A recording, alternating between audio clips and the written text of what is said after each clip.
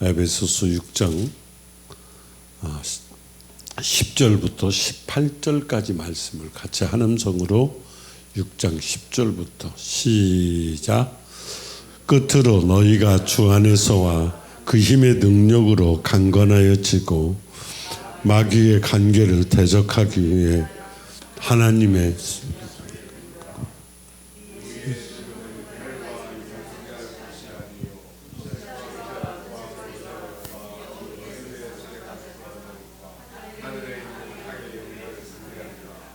그러므로 하나님의 전신갑주를 취하라.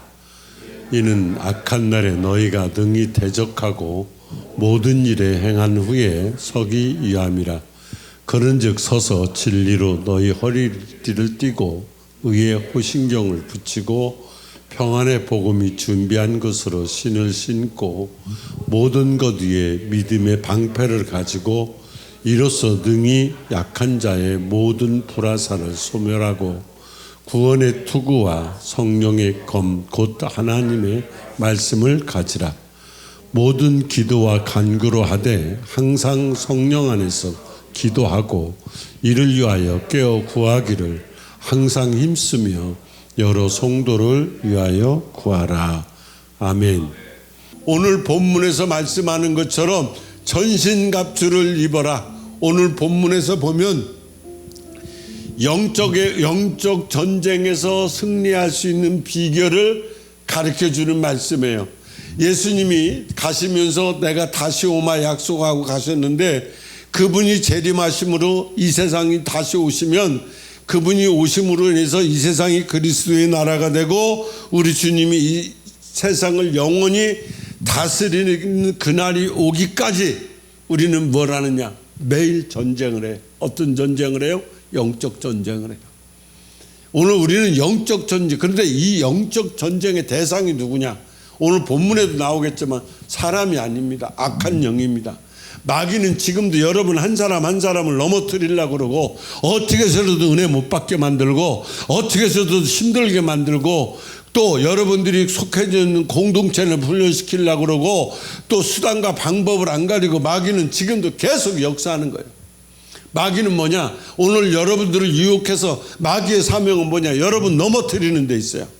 마귀의 사명은 뭐냐? 여러분과 하나님과 관계를 끊어놓으려고 하는데 마귀의 사명이 있어요. 그래서 어떻게 하면 되냐? 결국은 여러분들을 마귀들이 자기의 수하로 만들어 버리려고 마귀가 계략을 쓰고 있는 거예요. 그래서 공동체를 파괴하고 개인을 힘들게 만들고 우리는 이것이 보이지 않는 사탄의 계계라는 걸 깨닫고 성도들은 이런 계계를 대적하기 위해서는 뭘 해야 되느냐? 오늘 본문에 말씀하는 것처럼 전신갑주를 입어라. 이걸 대적해야 돼요. 11절에 그러지 하반절에 하나님의 전신갑주를 입어라 그랬어요. 여기서 마귀는 나보다도 힘이 훨씬 강합니다. 마귀는 우리보다도 더 능력이 있어요. 나보다 더 힘을 센 영적인 소유자이기 때문에 오늘 우리들은 마귀를 대적해서 이길 수 있는 길이 없어요. 절대로 못 이깁니다. 따라서 성도들은 내가 이길 수 없는 마귀를 어떻게 이기느냐? 나보다 마귀보다도 더 모든 능력이 뛰어나신 하나님의 능력을 의지할 때 그때 우리는 마귀를 대적하게 되고 승리하게 되는 거예요. 나 혼자는 못 이겨요. 절대로 못 이깁니다. 이길 수가 없어요. 마귀는 우리보다 셉니다. 여기 본문에서 언급된 성도의 무장은 뭐냐? 여기서 이제 전신갑주를 입어라 그러는데 이 성도들이 무장하는, 그러니까 그때 당시에 이 옷을 왜 입었느냐? 그러니까 로마 군사들이 싸울 때 입었던 옷을 비유적으로 들어서 여기서 들려주는 거예요. 로마 병사가 전투에 임하기 위해서 갖춰야 될 장비들에 대해서 하나하나 비유로 들은 거예요. 1절에 보세요. 11절에 마귀의 관계를 능히 대적하기 위해서 누구를? 마귀를. 그러니까 마귀가 누구냐는 거지. 모든 악마의 머리입니다. 그게 누구냐? 사탄이에요. 그 마귀의 관계라고 그랬죠. 이 관계라고 하는 것이 뭐냐면 한마디로 하면 교활하다는 거예요. 그 모든 귀신의 우두머리가 우리를 속이고 모략질하고 하는 걸 괴계라고 그래요. 교활한 거예요. 즉 사탄은 교활하기 때문에 저와 여러분이 이 땅에 살아갈 때 우리들의 약점을 누구보다도 제일 잘하는 게 누구냐? 마귀예요. 그래서 여러분들이 여러 가지 속임수를 당하는 거예요. 여러분 기도하기 싫다? 새벽 기도 가기 싫다? 이런 생각을 마귀가 딱 심어줍니다. 그리고 그럴듯한 생각을 심어줍니다. 여기서 속아 넘어가요. 그게 뭐냐? 괴계, 이 능숙한 기술이에요. 속이는데 능숙해요. 그리고 우리를 공격을 하죠. 그럼 우리는 넘어집니다. 자, 새벽기도 가기 싫어. 간다고 시계는 맞춰놨는데 가기 싫어. 그래서 어느 순간에 발을 울리는데 나도 모르게 시계를 눌러버려. 그리고 안 갑니다. 그러고 나면 조금 있다가 잠이 깨요. 10분, 20분 지났는데. 그 예배 시간은 늦었어. 가면 끝났어. 그때 막 얘는 교묘하게 그때서부터 나를 깨워놔요 또. 그리고 나를 괴롭히는 거야. 너 오늘 예배 못 갔지? 너 기도 못했지? 너 신앙생활 엉망이지? 이걸로 능숙한 기술로 우리를 공격해. 그렇기 때문에 성경에서는 뭐라고 해요? 오늘 우리들에게 너 전신갑주를 입으라고 말씀을 하시는데 왜 그러느냐? 상반절에 보세요. 마귀의 관계를 능히 대적하기 위해서 오늘 우리들이 그 마귀가 대적이라는 건 뭐냐? 그냥 소극적으로 야 마귀 오니까 피해라 이게 아니에요. 마귀를 대적해서 대항해서 그 마귀를 넘어뜨려서 승리할 수 있도록 만들어 놓는 거예요. 그것이 오늘 전신갑주를 입으라고 하는 뜻이거든요. 12절에 보세요. 자, 12절 한번 읽어보시죠. 우리들의 씨름은 혈과 육을 상대하는 것이 아니요. 우리는 사람하고 싸우는 상대가 아니에요. 누구랑 싸워요? 통치자들과 권세자들과 이 어둠의 세상의 주관자들과 하늘에 있는 악한 영들을 상대하는 거예요. 혈과 육이 뭐예요? 죽을 수밖에 없는 인간의 연약성을 표현할 때 혈과 육이라고 그래요. 하여튼 인간들은 마귀의 통치 영역에서 우리가 마귀 통치 영역에서 살아요. 여러분들이 그냥 하나님 안에서만 사는 것 같아요? 아니에요. 우리는 마귀의 통치 아래서 살아요. 그러면서 동시에 어디에서 사냐? 하나님 나라에 속한 자들이기 때문에 불가피하게 우리는 양신이 역사하는 곳에서 우리가 존재하는 거예요. 그렇기 때문에 이 악한 영을 불가피하게 이기기 위해서 영적 전투를 수행하지 않으면 안 돼요. 그러면서 13절 이어지는 13절을 보겠습니다. 자, 시작. 갑주를 취하라. 이는 악한 날에 너희가 능히 대적하고 모든 일을 행한 후에 서기 위함이라.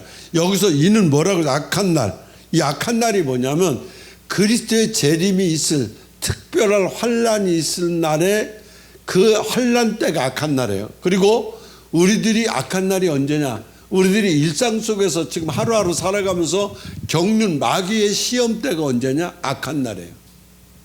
그래서 마귀와의 싸움은 혈과 육의 싸움이 아니기 때문에 사람의 지혜나 사람이 가지고 있는 꾀나 힘으로 절대로 안 돼요. 오직 우리가 이길 수 있는 건 하나님의 무기로 우리가 어떻게 된다? 무장해야 돼. 어떻게? 14절 가보세요. 자, 시작. 그런즉 서서 진리로 너희 허리띠를 띠고 의의 호신경을 붙이고.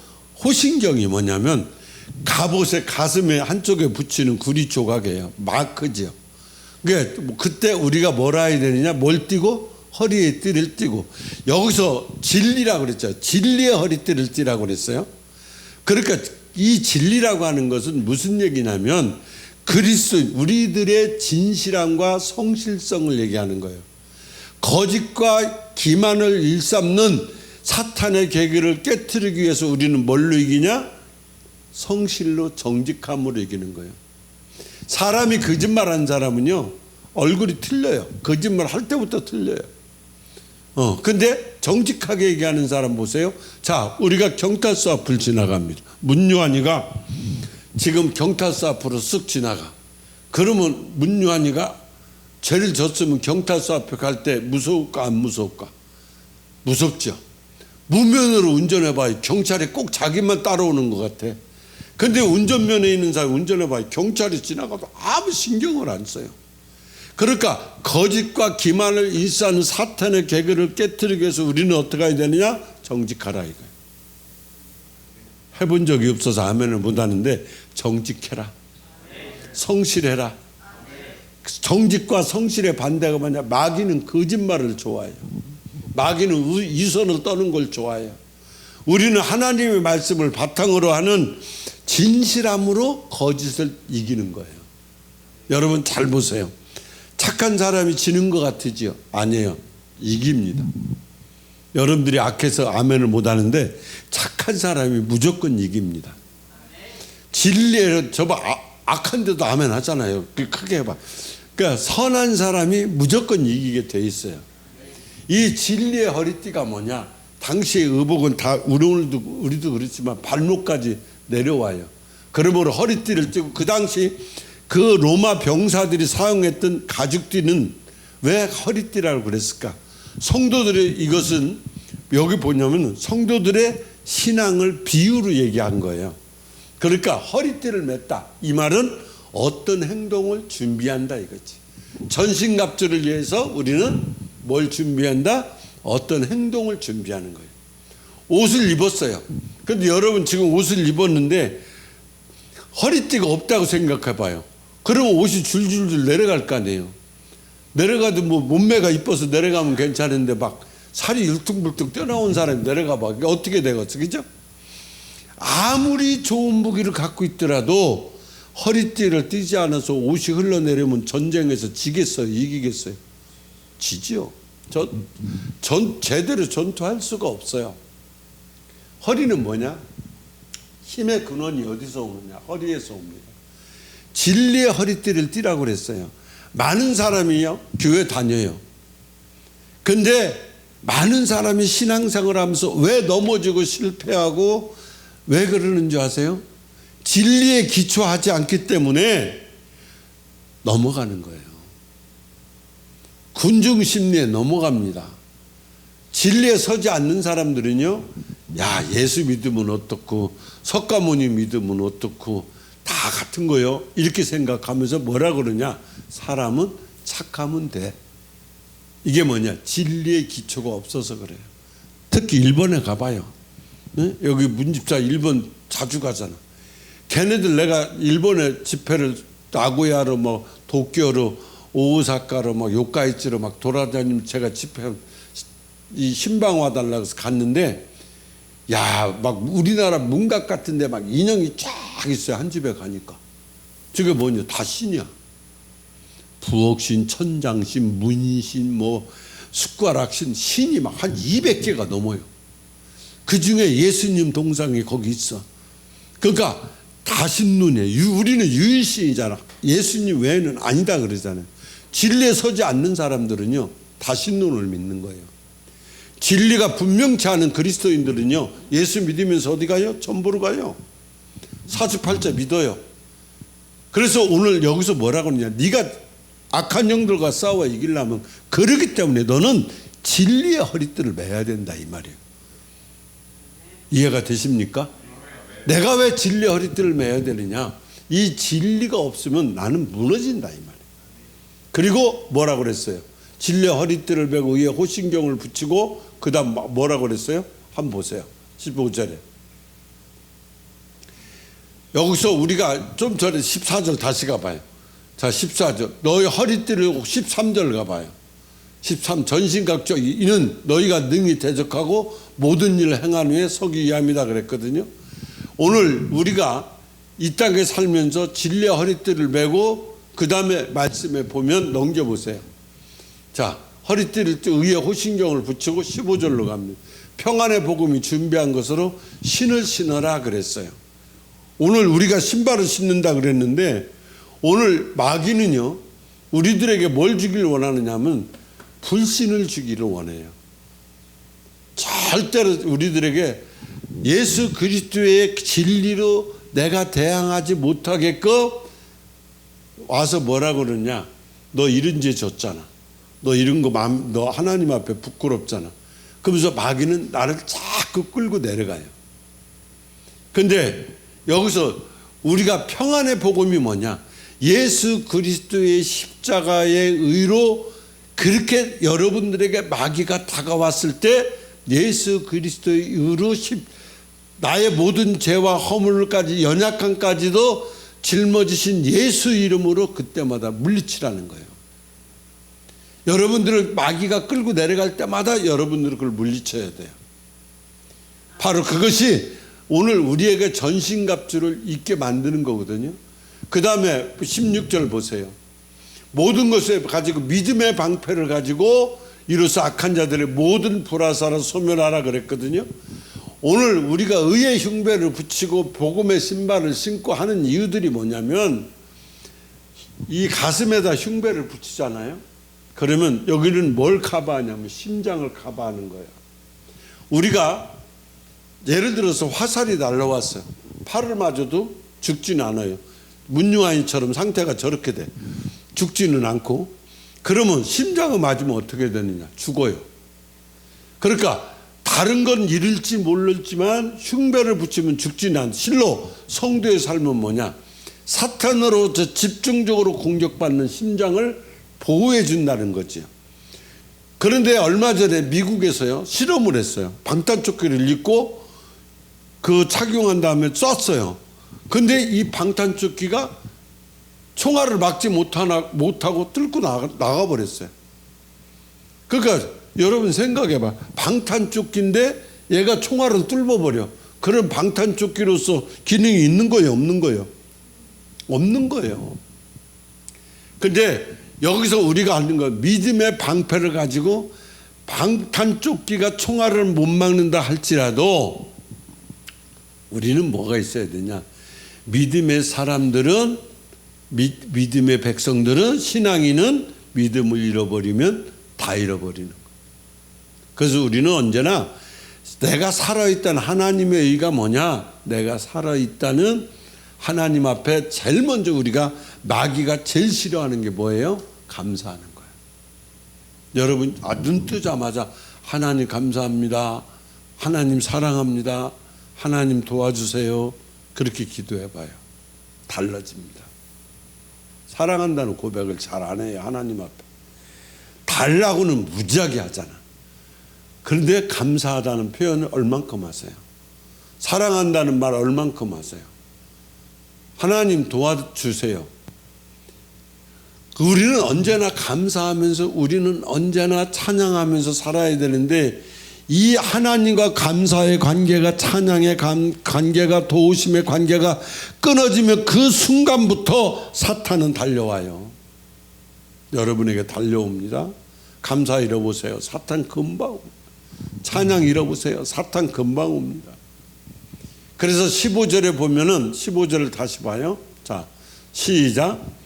평안의 복음이 준비한 것으로 신을 평안의 복음이 뭐냐는 거지. 하나님과 죄인인 나와 화평케 하시는 예수 그리스도의 중보의 역할을 하신 예수 그리스도의 복음, 이것을 우리는 화평의 복음이라고 그래요. 우리는 이 평안의 복음에 신을 신어라 그랬어요. 우리는 신을 신고 않고는 어디든지 다닐 수가 없잖아요. 그래서 우리가 신을 신고 걸어가는 그리스도인들의 발걸음 속에는 뭐가 있어야 되느냐? 복음으로 무장하고 다녀야 돼. 그래야 복음에 무장 없이 내가 막 돌아다니잖아요. 제가 옛날에 목회할 때 12월 31일 날 밤 0시에 제가 여기서 세족식을 했어요.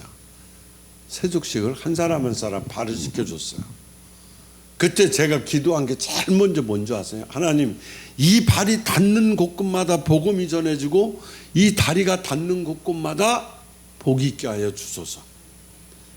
이 복음이 닿는 곳, 이 발걸음이 움직이는 데마다 복음으로 있어야 돼. 그래야 내가 잘못된 길을 가더라도 돌아설 수 있다는 거지. 나를 넘어뜨리는 자들을 향해서도 내가 대적할 수 있어요. 다리가 있으면. 그래서 복음은 항상 우리를 어디로 인도하느냐? 평안으로 인도합니다. 그래서 평안의 복음이 준비된 것으로 뭐를 신고? 신을 신고. 그러니까 로마 병사들이 전쟁을 위해서 신던 것으로서 그 군인이니까 행군을 하잖아요. 긴 행군을 할 때 용이하고 발이 미끄러지지 않도록 막아주는 그런 역할을 해서 전쟁을 효과적으로 치료하기 위한 필수품 중에 하나가 신이에요. 우리도 군대 가면은 다 그때 주잖아요. 통이라도 하나씩 주고 워커도 하나씩 주고 다 줍니다. 너 몇 미리 하면 그냥 던져주는 거예요. 그러면 일단은 받아요. 그리고 이제 큰 애는 작은 애가 보고 야 너 이거 맞아? 서로 거기서 이제 바꿔서 신는 거야. 근데 이 신발이 이쁜 신발이 있어요. 신발 워카도 이쁜 게 있고 못생긴 게 있어요. 근데 그때 이쁜 애 만난 애들은 막 거기다 사인을 막 해놓습니다. 누가 훔쳐갈까 봐. 근데 못생기고 막 이따만한 그 워카가 막 비틀어진 애들은 아무나 가져가도 상관없잖아. 가져갈수록 좋잖아. 그래서 여기 군인들이 행군하고 전쟁하기 위해서 신을기에 가장 편한 효과적으로 전쟁을 치르기 위한 필수품 중에 하나가 뭐냐면 신이에요. 그러면 이 본 구절에서 뭘 얘기하느냐? 우리가 악한 영들과 전투에서 승리하기 위해서는 그리스도의 구속으로 말미암은 화평으로 견고하게 신을 신고 서야 된다는 거죠. 기억하세요? 죄로 인해서 우리가 하나님과 화평을 누리지 못하는 상태에서는 바로 쳐들어오는 게 뭐냐? 사탄의 공격인데 이걸 막아낼 길이 없어요. 그래서 성도들은 평안의 복음 안에서 하나님과의 그 관계에서 화평하도록 우리는 어떻게 하라고 그랬느냐? 좀 전에 말씀한 것처럼 정직하고 거룩하고 성결한 삶을 살아야 돼요. 그러면서 16절로 넘어가 봅시다. 자, 16절 시작. 모든 것 위에 믿음의 방패를 가지고 그랬죠. 믿음의 방패. 믿음의 방패는 뭐냐? 하나님을 전적으로 신뢰하는 방패예요. 여기 이 방패라고 하는 걸 우리가 여러분 생각할 때 이 방패가 어떻게 생긴 것 같아? 문집사 방패가 어떤 것 같아? 어떻게 생긴 것 같아? 방패가 지금 마음속으로 방패가 어떻게 생긴 것 같아요? 동그래? 또 어떤 방패인 것 같아? 얘기해봐요. 박스? 무슨 박스요? 냉장고 박스만한 거. 자, 또 여러분 그냥 머릿속에 떠오르는 내려봐. 이 방패 어떤 것 같아요? 거기서 혼자 방언으로 중얼중얼 하지 말고 크게 해봐. 크게. 남자가 거기서 버버버버버 이렇게 방언을 하고 있어. 여기서 방패는 조그마한 게 아니에요. 내 몸을 전신을 다 가려주는, 아까 백 목사님 얘기한 대로 전신을 다 가르쳐 줄 수 있는 장방형의 것으로 높이가 방패가 얼마냐? 1m 20이에요. 그 옆에가 77cm. 평균적으로 보면 이런 방패예요. 이것은 뭐냐? 이 방패를 딱 가지면은 신뢰가 되잖아. 그러니까 우리는 믿음의 방패를 가져야 되는데 방패를 그걸 왜가 동그랗고 뭐 이런 방패가 아니에요. 적의 모든 불화살로부터 공격을 막을 수가 있어요. 마귀는 왜 막아야 되느냐? 하루에도 몇 번씩 마귀는 여러분 마음속에다 뭘 주는 줄 아세요? 의심을 줍니다. 제일 많이 주는 게 마귀가 의심이에요. 그 다음에 마귀가 주는 게 뭐냐면 부정적이에요. 의심 주지요. 부정적인 거 주지요. 절망 주지요. 그런 화살을 하루에도 수없이 우리에게 쏴댑니다. 악한 것들이. 그래서 우리가 뭘 받아야 되느냐? 믿음의 방패를 입어야 되는 거예요. 우리의 믿음의 방패를 쓰면 막을 수 있어요. 방패는 적의 불화살을 막아내는 그런 무기인데 우리 믿음이 깊지 않으면, 내 믿음이 튼튼하지 않을 때는 아무것도 아닌 말 한마디에, 여러분 보세요. 여기 목사님들 계시지만 성도들이 삐질 때가 언제인 줄 아세요? 아무것도 아닌 말 한마디에 상처를 받아요. 그리고 막 낙심합니다. 그러니까 가슴에 박힌 못이 되어서 아무것도 아닌 거 가지고 그래요. 왜? 방패가 없으니까. 그냥 믿음의 방패가 없으니까 그냥 날라오면 그냥 그거 맞아버리는 거야. 악한 것들 말해. 믿음의 방패는 뭐냐? 한마디로 얘기하면 어떤 사탄이 쏴대는 불화살이라 할지라도 막을 수 있는 무기가 뭐냐? 믿음의 방패야. 이게 여러분들이 부정적인 생각이 오고 의심적인 생각이 오고 절망적인 게 딱 올 때 그때 여러분들은 믿음의 방패를 쫙 내미는 거예요. 믿음은 뭐냐? 능력이거든요. 믿는 자에게 능치 못할 일이 없다. 그 믿음으로 하지 않는 게 죄예요. 절망하지 마라. 근데 우리는 절망해요. 의심하지 마라. 근데 의심해요. 그러니까 하지 말라는 건 더해요. 그러니까 우리가 삶이 힘들 수밖에 없어요. 그 사탄이가 계속 쏴대거든. 하루에도 막 수백 발씩 쏴댑니다. 절망, 의심, 미움, 막 좌절 이런 걸 막 쏴대는 거예요. 그때 우리는 뭐야? 믿음의 방패를 쫙 1m 20짜리 키 탁 한 무릎까지는 내려가잖아. 그죠? 아멘 않는 사람이 땅까지 끄시겠지만 좌우지간 믿는 자에게 능치 못할 일이 없다. 그래서 믿음의 사람들은 믿음으로 하지 않는 것이 죄라는 거예요. 자, 16절 그대로 보세요. 중반절에 보세요. 이로써 뭐라고 그래요? 이로써 능히 악한 자의 모든 불화살을 소멸하고 그랬지. 여기 불화살이 뭐냐면 그 당시 지금도 마찬가지지만 공격용 무기예요. 이 화살에다가 그때 당시 송진을 묻혔어요. 그리고 불을 붙였어요. 그리고 쏴댔어요. 그러니까 이것은 왜 이렇게 쏴대는 이걸로 비유를 했느냐? 성도들이 내가 하나님께 대한 온전한 신뢰는 사탄이 가공할 만한 모든 공격으로부터 안전하게 방패로 막아주는 역할을 한다 이 말이야. 그러니까 송진을 묻혀서 불화살이 막 나한테 날라오듯이 여러분들이 이 땅에 살 때 보세요. 이게 잘 안 되는 사람들의 특징이 이병철 씨가 얘기한 거, 정주영 씨가 얘기한 거 이걸 제가 가끔 유튜브에서 가끔 봐요. 사람이 생각이 달라요.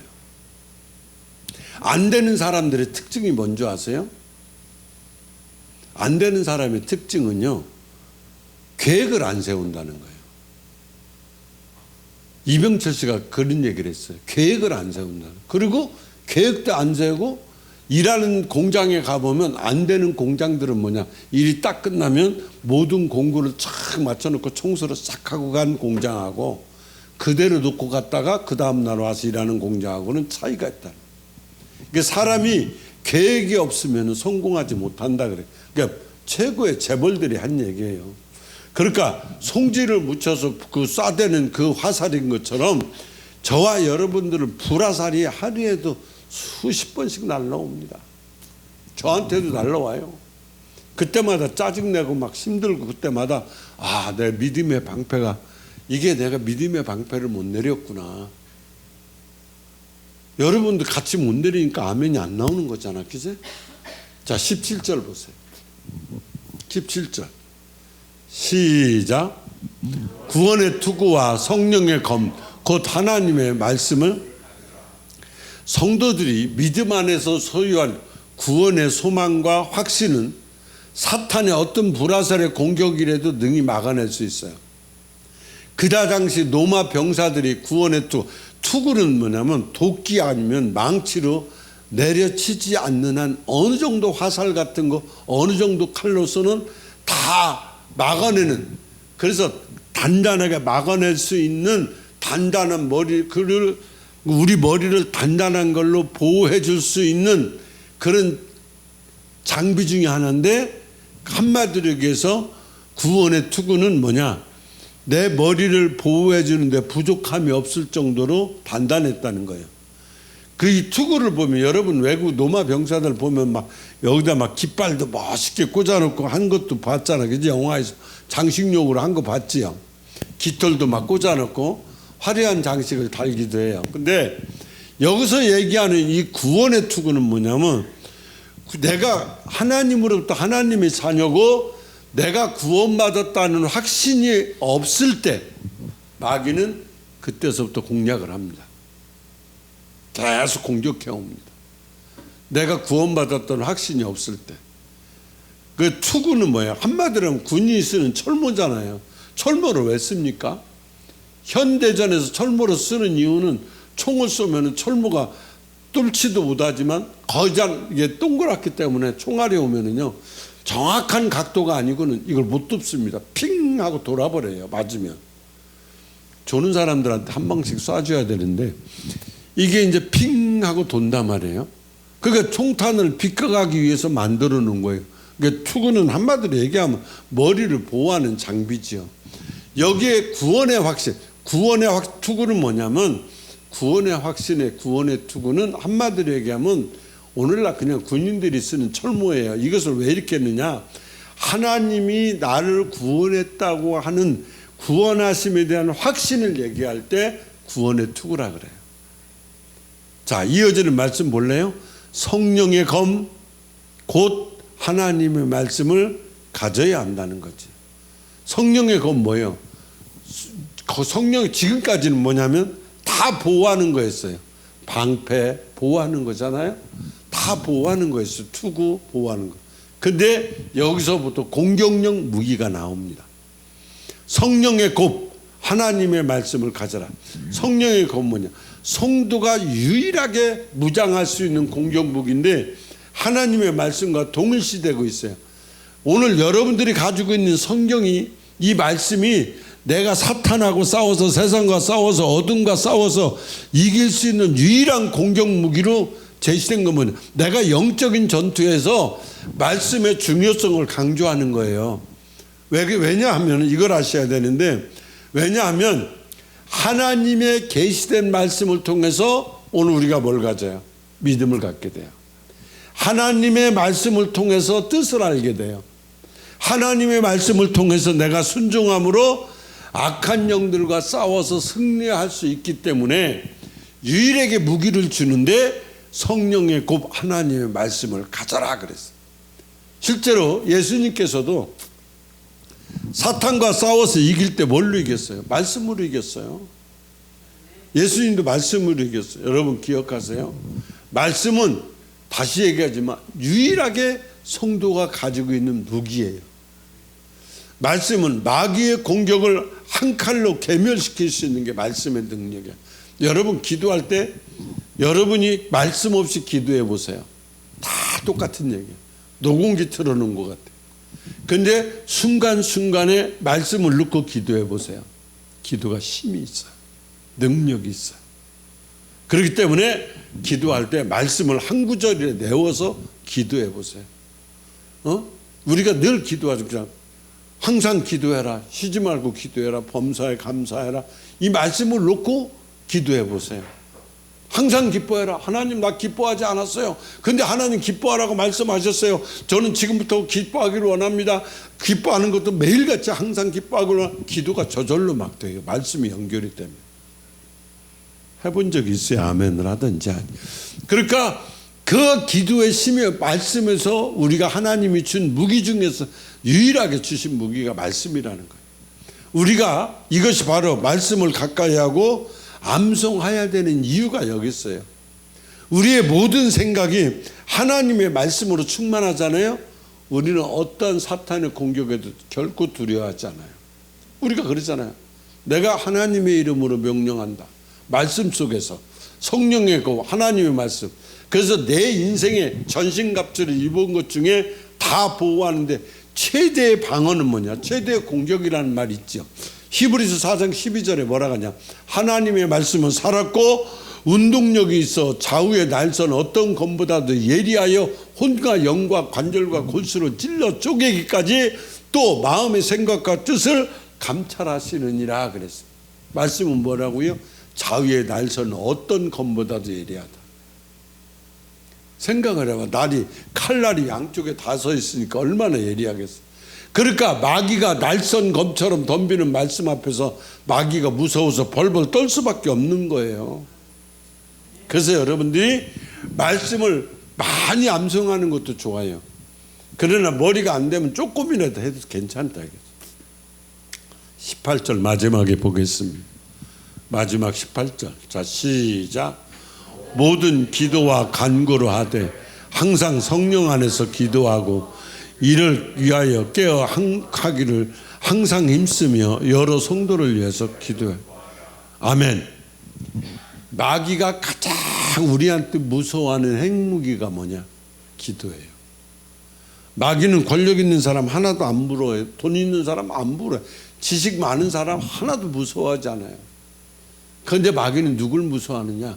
무식하고 권력도 없고 돈도 하나도 없어도 한글을 잘 몰라도 하나님 앞에서 기도하는 80, 90 먹은 노인네들을 무서워하는 거예요. 그래서 무기는 오늘 저와 여러분이 최고의 무기가 말씀과 그 다음 뭐예요? 기도예요. 마귀가 제일 무서워요. 여러분 기도해 보세요. 여러분 기도할 때 기도가 막 순순히 잘 나오는 사람 없다니까요. 기도하러 오지만 기도가 순순히 나오는 사람 없어요. 그래서 나는 늘 강조한 목사님 기도가 안 됩니다. 당연히 안 되죠. 나도 안 되는데 뭐. 그럼 어떻게 해야 되느냐? 기도하기 위해서 기도해라. 하나님 나 기도하고 싶어요. 기도할 수 있도록 도와주세요. 하나님 나 기도할 때 성령님 깨달아 주세요. 기도할 때 말씀 떠오르게 해주세요. 기도할 때 하나님 성령님 내 마음 주장해 주세요. 막 이런 기도하면서 기도를 하는 거예요. 그래서 마귀가 제일 무서워하는 게 뭐냐? 오늘 여러분들이야. 체험이 없으니까 아멘도 못하고 혼수 상태로 있는데 지금 마귀가 제일 무서워하는 사람이 누구냐? 여러분이에요.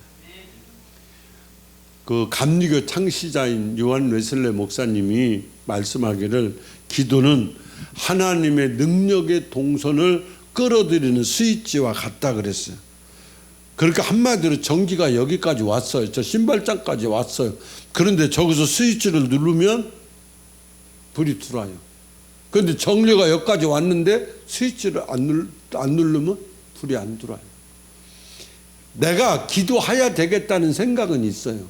그런데 그 기도의 능력이 내 심령 속에 내가 기도해야 되겠다는 걸 끌어들이는 순간 기도의 스위치가 올라가는 거거든요. 그게 뭐냐면 하나님과 교류하는 거예요. 옛날에 그 휴대폰 터질 때 그런 광고 많이 했잖아요. 언제 어디서나 터진다고. 전쟁하는 사람들에게 불화살도 중요하고 투구도 중요하고 다 중요합니다. 그런데 그 중에서 정말 중요한 게 뭐냐면 무전기예요. 무전기는 수천 킬로 떨어져 수백 킬로 떨어져 있어도 통신을 합니다. 야 니네 지금 우리가 지표를 보고 있는데 왼쪽 어느 쪽으로 해서 산비탈로 해서 너희가 탈출해라. 그러면 그 명령대로만 하면 따라가면 승리할 수 있어요. 기도는 뭐냐? 하나님과 나 사이에 이어주는 무전기다 이 말이에요. 이해가 되세요?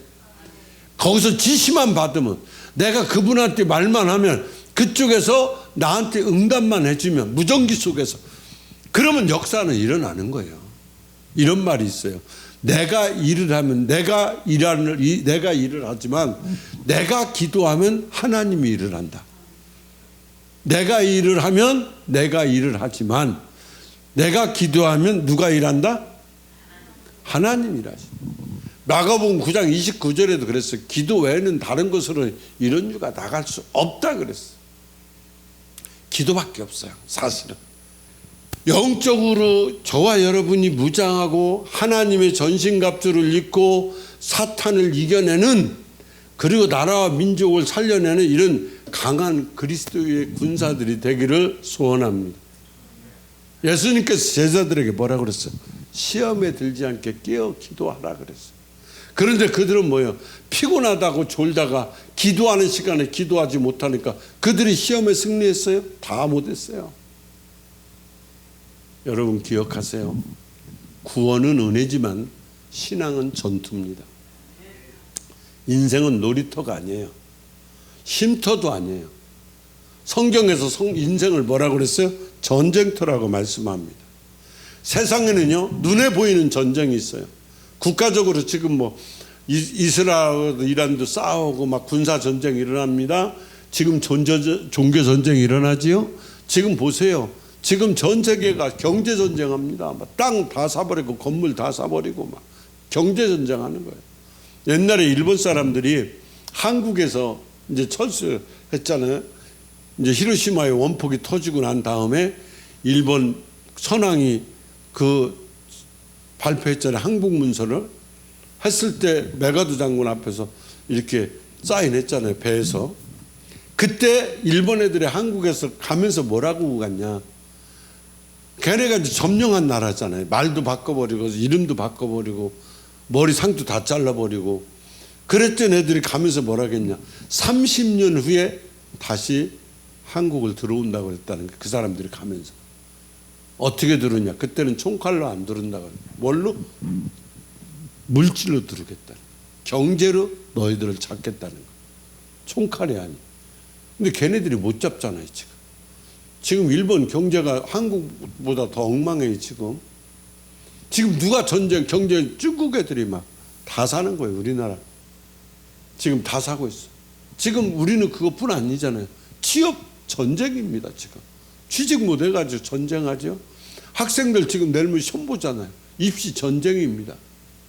이게 눈에 보이는 전쟁이에요. 그런데 이것보다도 더 무서운 전쟁이 있는데 그게 바로 뭐냐? 영적 전쟁이라.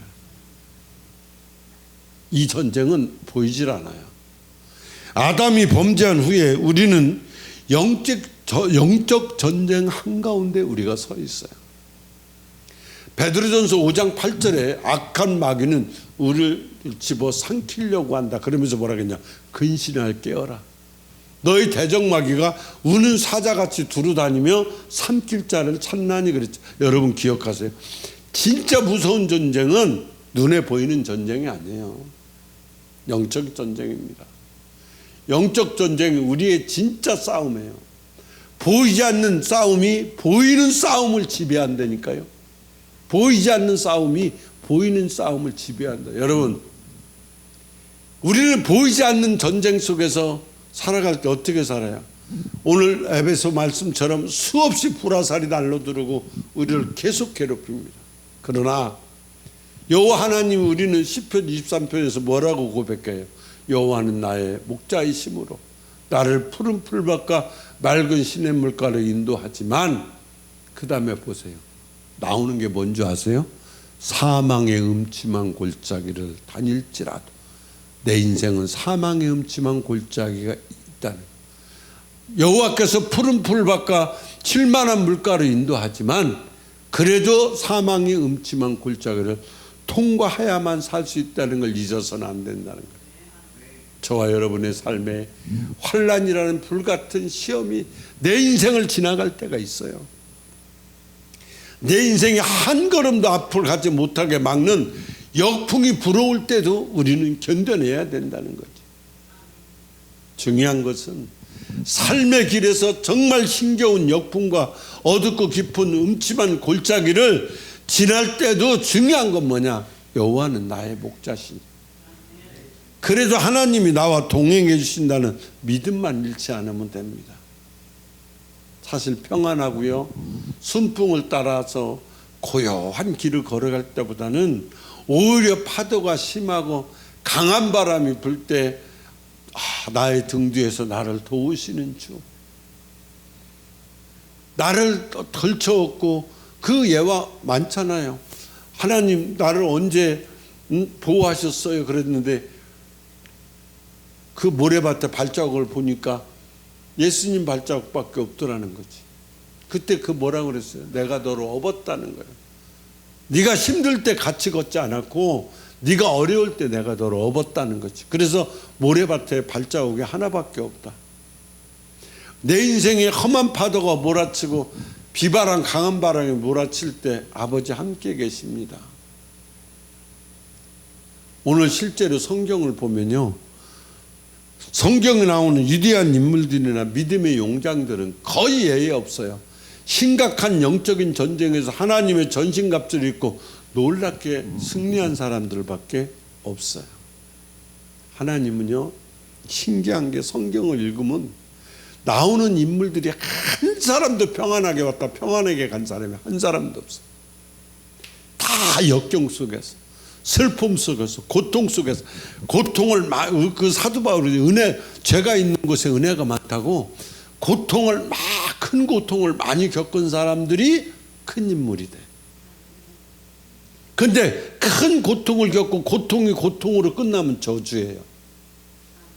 큰 고통이 이겨서 전신갑주를 입고 승리하는 사람이 뭐냐? 이게 축복이라는 거예요.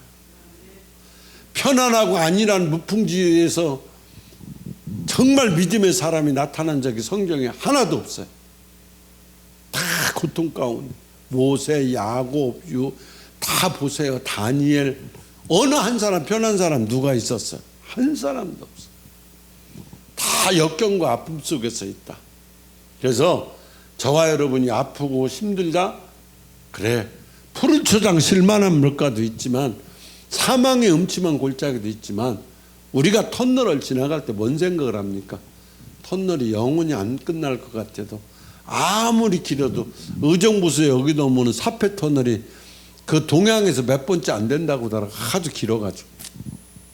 그런데도 뭐예요? 시간만 가면 점점 밝아오면서 굴이 딱 끝나잖아요.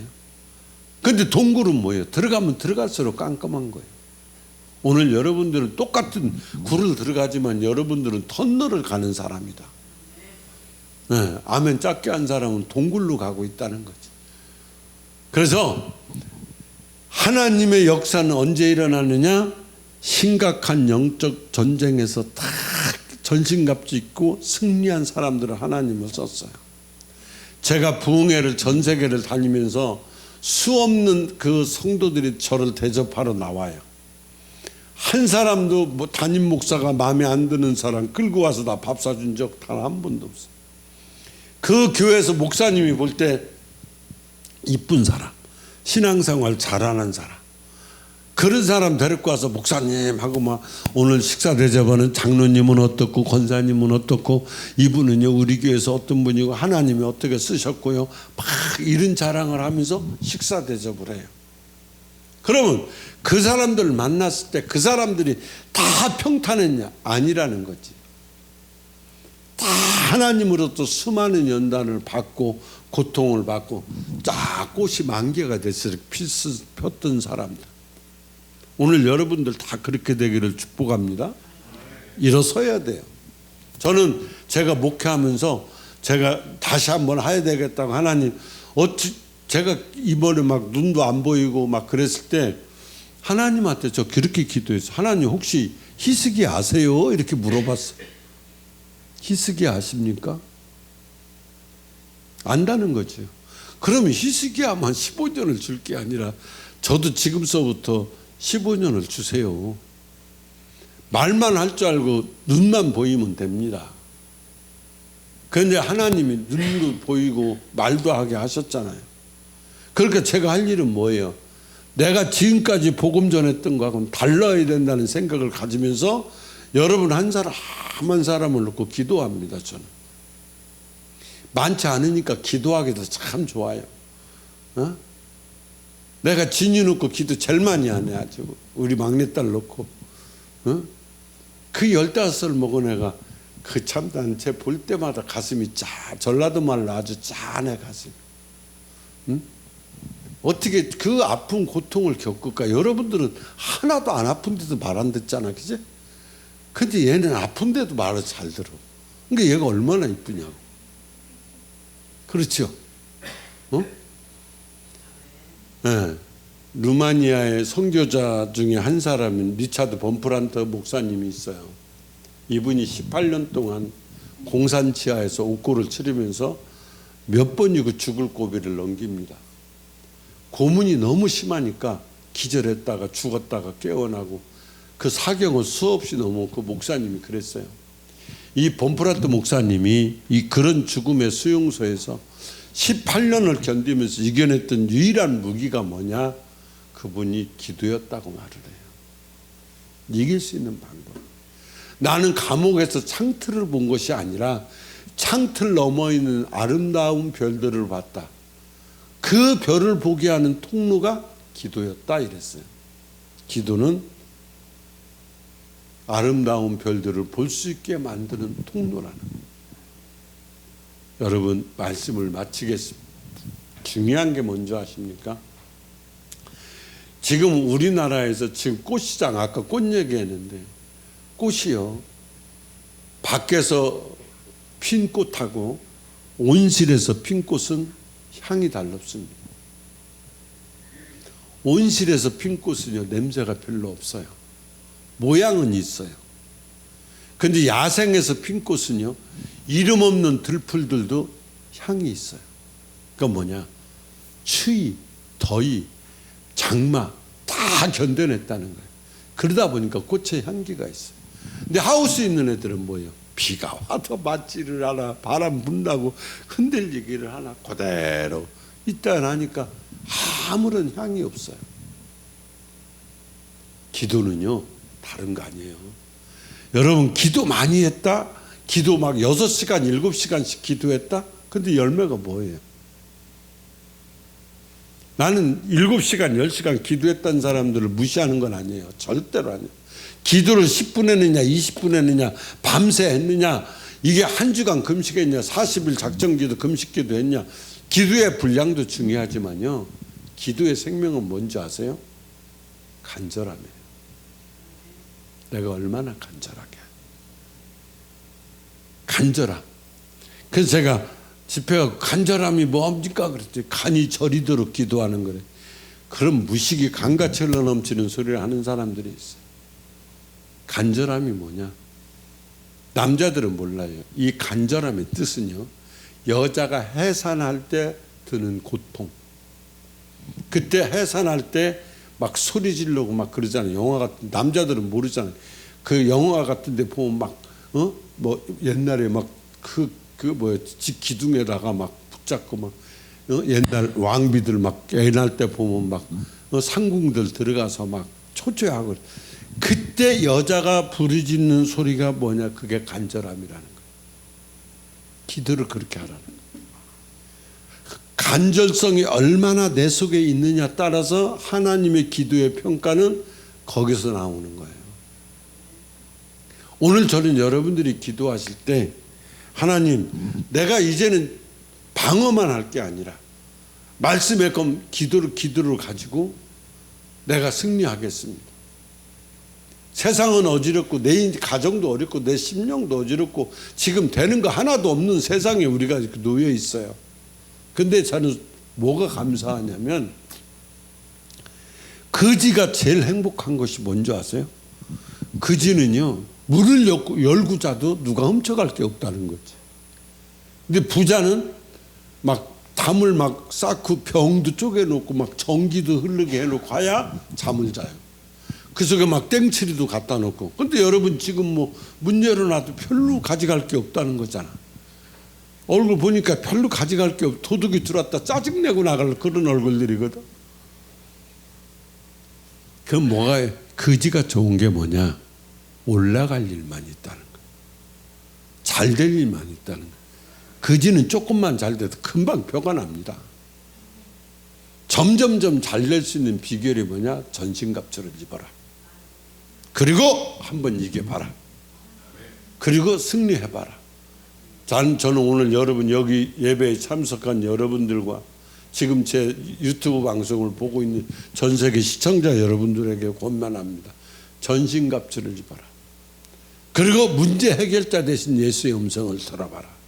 그건 기도로 해결이 되고 기도로 회복이 되어질 것이다. 왜? 하나님은 18절에서 모든 기도와 간구를 하되, 어디에서? 성령 안에서 기도해라. 절대로 하나님 없이 기도하지 마라.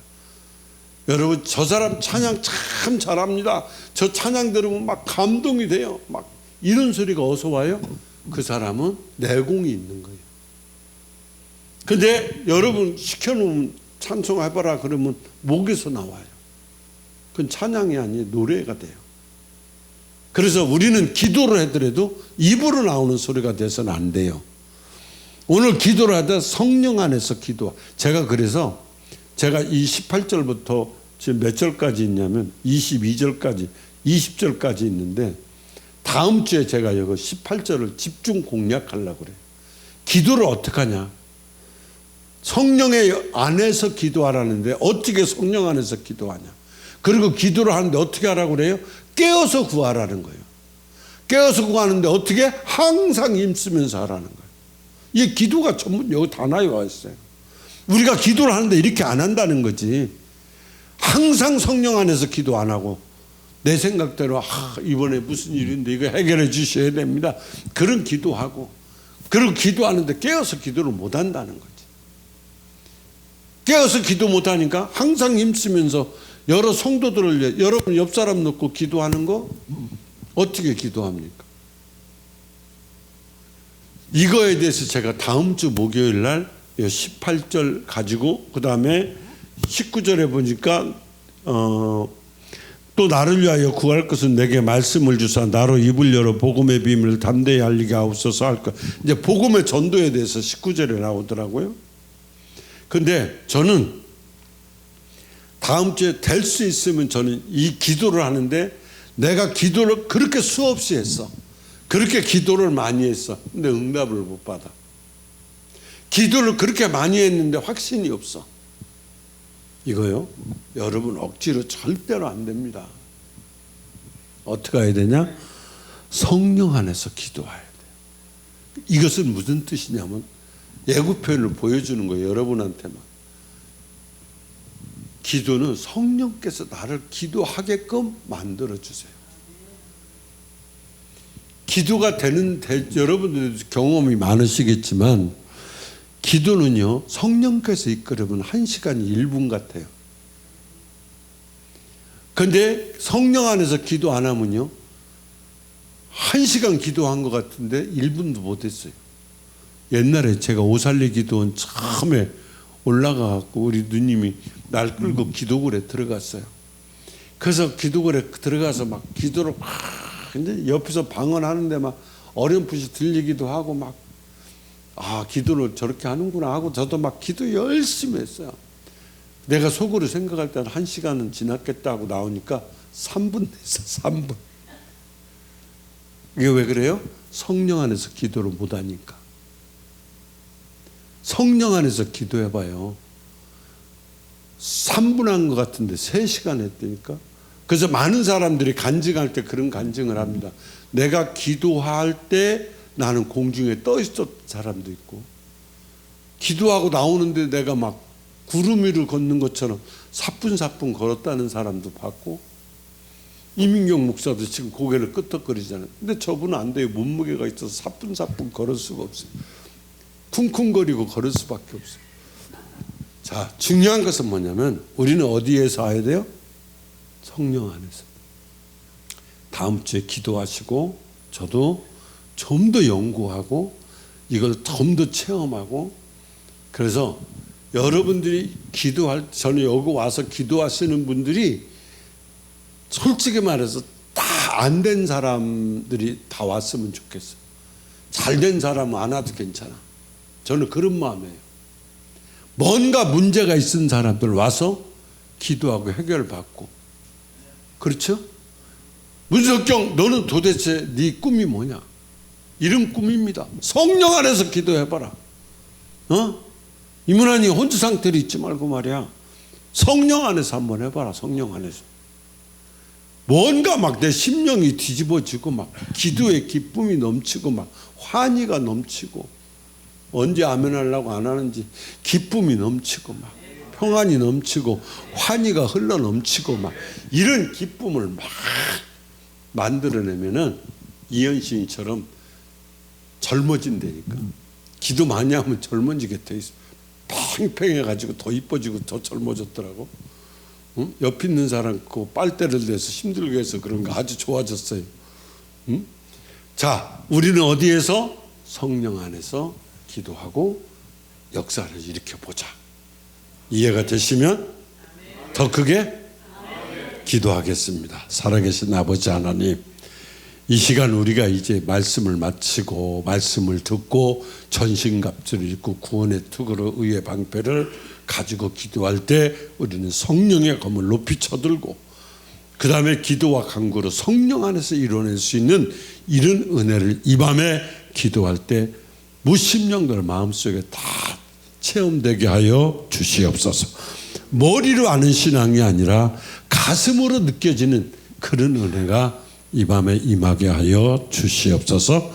그래서 저들이 돌아갈 때는 막 기뻐 뛰며 찬송하며 막 감사하며 그 환희의 기쁨이 넘쳐서 돌아갈 수 있는 발걸음들이 되게 하시고, 한 주간 세상에 나가서 이제 다음 주 목요일까지 살아갈 때 하나님 저들에게 전신갑주 입혀주셔서 안 되는 것 되게 하시고 되는 일 더 잘 되게 하셔서 다음 주에도 기쁜 마음으로 성령 안에서 기도하는 역사를 이루게 하여 주시옵소서. 지금도 하나님 보좌 우편에서 오늘 우리 한 사람 한 사람을 놓고 중보 기도하고 계신 예수님 이름으로 감사하며 기도하옵나이다. 아멘.